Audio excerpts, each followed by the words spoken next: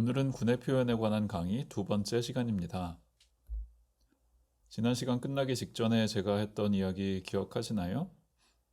표현 이론을 배우다 보면 하나의 군에 관한 두 개 이상의 표현을 자주 마주치게 되는데요. 여러 표현들 사이의 관계를 체계적으로 따져보기 위해 필요한 개념이 몇 개 더 있어요. 오늘부터 조금씩 함께 공부해 보겠습니다. 군의 표현의 정의에 벡터 공간이 들어갔던 것 기억하시죠?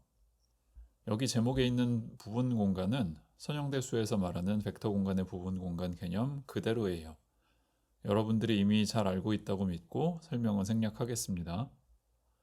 그 다음에 나오는 직합 개념도 선형대수 교과서에 있기는 하지만 기억을 되살리기 위해 조금 설명을 해볼게요. 벡터 공간 V가 부분 공간 W1과 W2의 직합으로 나타난다는 말은 V의 원소가 하나 주어졌을 때 그것을 W1의 원소와 W2의 원소의 선형결합으로 분해하는 방식이 유일하게 존재한다는 말이에요. 직관적이고 간단한 예시를 하나 들어보죠. V가 3차원 벡터 공간일 때 W1과 W2를 각각 1차원, 2차원 부분 공간으로 고르고 둘 사이의 교집합은 원점 빼고는 없도록 잡으면 직합 관계가 잘 성립해요. 반면에 W1, W2 둘 다 2차원이거나 W1, W2 둘 다 1차원이면 앞에서 말한 선형결합의 유일성 또는 존재성에 문제가 생겨서 직합 분해가 잘 안 됩니다. 또 부분 공간이 알맞은 차원을 갖고 있더라도 원점 이외의 교집합이 있으면 역시 문제가 생기고요. 직합을 다룰 때 주의할 점이 하나 있어요. 서로 원점에서만 교차하는 벡터 공간 W1, W2가 먼저 주어졌을 때 W1 직합 W2는 혼동의 여지 없이 유일하게 잘 정의돼요. 반면에 어떤 벡터 공간 V와 부분 공간 W1이 먼저 주어졌을 때 V는 W1 직합 W2를 만족하는 W2를 찾아보면 W2는 유일하지 않아요. 여기 아래 두 그림을 비교해 보시면 금방 무슨 말인지 아실 수 있을 거예요. V와 W1은 같고 W2는 양쪽 그림에서 다르죠. 직합 개념과 가까운 개념 하나로 사형, 프로젝션을 들 수 있어요.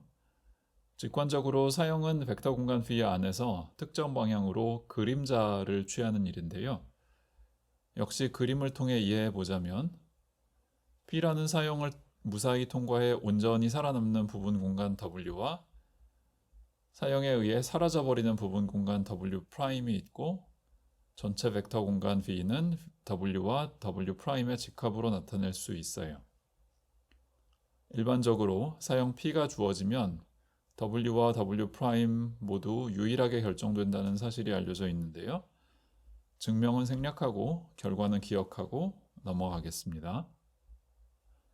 앞에 서론이 조금 길었는데요. 이제 표현 이론으로 돌아와서 부분 표현 개념을 정의해 보겠습니다.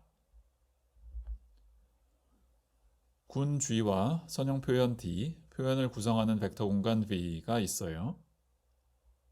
V의 부분 공간 W를 적당히 잡았더니 조금 특이한 일이 벌어졌다고 해요. 뭐냐면 군 G에서 어떤 원소를 골라도 또 부분 공간 W에서 어떤 원소를 골라도 군의 표현에서 오는 선형 변환이 벡터에 작용한 결과가 부분 공간 W를 벗어나지 않는 거예요.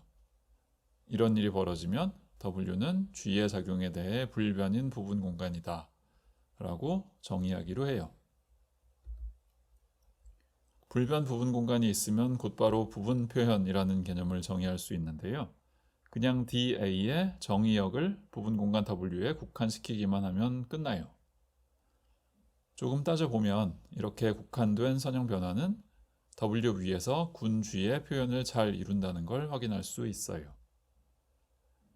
제대로 따지자면 군 G, 선형사상 D, 벡터 공간 V와 W 등을 모두 나열해서 부분 표현 관계를 밝혀야 하지만 문맥상 혼동의 여지가 없을 때에는 간단히 줄여서 W가 V의 부분 표현이다 라고 말하기도 해요. 이제 불변 부분 공간 및 부분 표현의 예시를 들어보겠습니다. 1차원, 2차원 표현은 예전에도 몇 번 본 적이 있으니까 오늘은 주로 3차원 표현을 소개할게요. 원소가 3개인 순환군 C3에 3 곱하기 3 행렬 표현을 여기 오른쪽 위에 적은 것처럼 할 수 있어요. 이 행렬에 의해 변하지 않는 부분 공간 W를 잡을 수 있을까요? 예, 적어도 하나는 쉽게 찾을 수 있어요. 이 행렬이 작용하는 방식을 보면 열벡터의 원소들 순서는 바꾸어도 값은 안 바꾸거든요. 그러니까 모든 열벡터 성분이 같은, 즉 1, 1, 1에 비례하는 부분 공간을 잡으면 불변이 돼요. 역시 3차원 표현의 예시로 한동안 잊고 지내던 우리의 오랜 친구 순혈군 S3를 소환할까요? 제가 전에 이 군의 넓은 의미의 표현 중 하나로 화살표 표기법을 소개한 적이 있었는데요. 이미 눈치채신 분들도 있겠지만 화살표 표기법은 곧바로 행렬 표현으로 전환할 수 있어요. 제가 2개는 미리 적어 놓았고요. 나머지는 여러분들이 한번 적어 보세요. 행렬들이 군의 곱셈표를 잘 만족하는지도 확인해 보시고요. 행렬을 다 적었으면 다시 질문을 해보죠. 이 표현에 불변 부분 공간이 있는가? 예, 여러분들 답이 그냥 막 눈에 보이죠? 조금 아까 순환군 Z3의 불변 부분 공간 찾았을 때와 완전히 똑같은 방식으로 1, 1, 1에 비례하는 벡터들이 이루는 1차원 부분 공간이 불변 부분 공간이 된다는 사실을 쉽게 확인할 수 있어요. 불변 부분 공간을 찾았으면 부분 표현이 무엇인지도 금방 확인할 수 있어요. 순환군 Z3, 순혈군 S3, 방금 우리가 살펴본 2 예시 모두 부분 공간 W가 1차원이었고 또 행렬 표현을 기저 벡터에 작용할 때 기저 벡터가 완전히 불변이었기 때문에 부분 표현은 그냥 자명 표현이 돼요. 물론 일반적으로는 자명 표현이 아닌 부분 표현도 얼마든지 존재할 수 있는데요. 오늘 강의 뒷부분에서 조금 소개하겠습니다.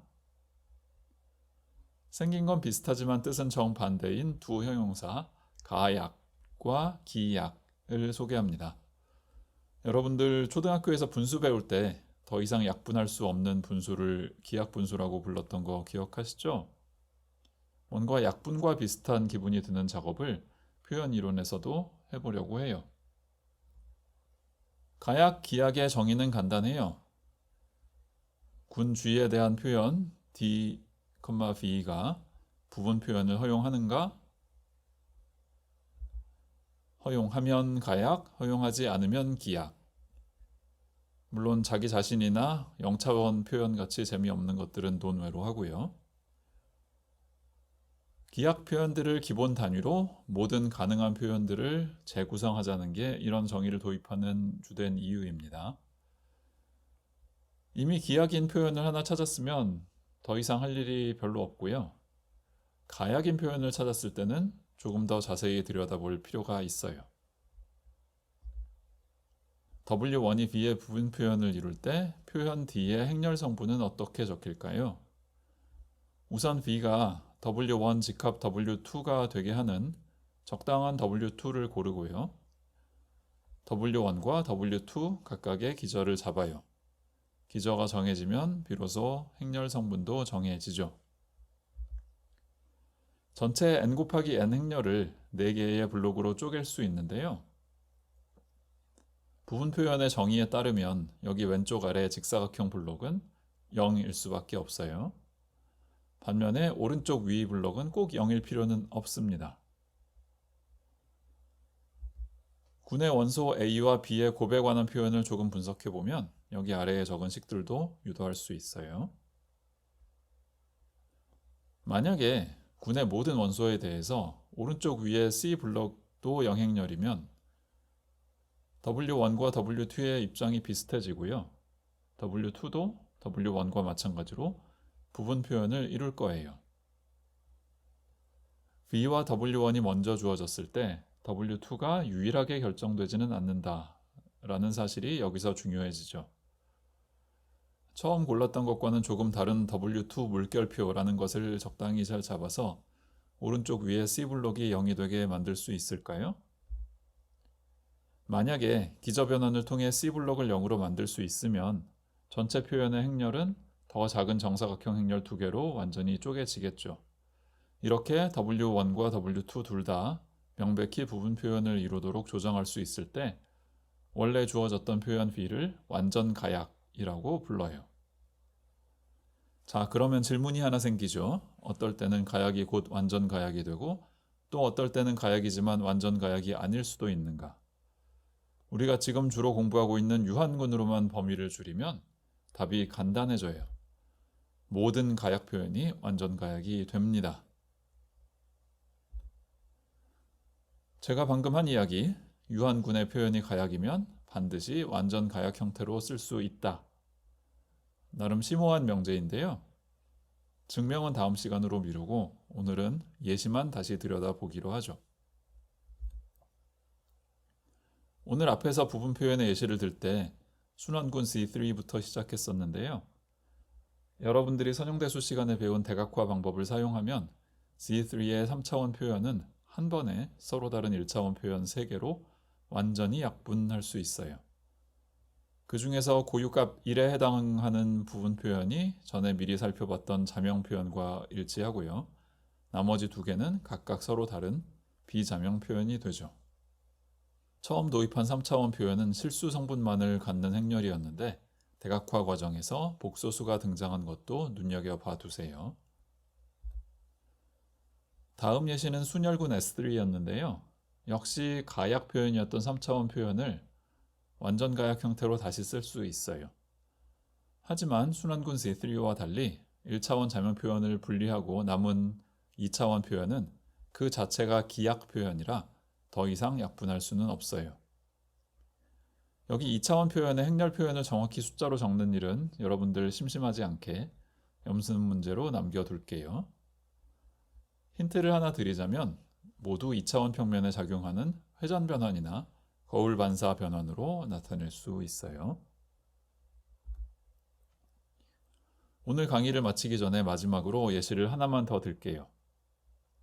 제가 유한군의 표현이 가약이면 항상 완전 가약 형태로 약분할 수 있다고 했는데요. 거꾸로 얘기하면 무한군의 표현 중에는 가약이지만 완전 가약은 아닌 특이한 표현이 있다는 말이겠죠. 여기 간단한 예시가 하나 있어요. 정수의 덧셈이 이루는 군의 2차원 표현인데요. 정수 n을 2 곱하기 2 행렬의 오른쪽 위에 집어넣고 다른 행렬 성분은 1과 0으로 적당히 채우는 거예요. 이 행렬은 분명히 정수군의 2차원 표현을 이루고요. 또 불변 부분 공간과 부분 표현을 허용하거든요. 하지만 적당히 기저 변환을 해서 모든 정수 n에 대해 행렬 dn을 동시에 대각화할 수 있을까요? 한번 해보세요. 아마 잘 안 될 거예요.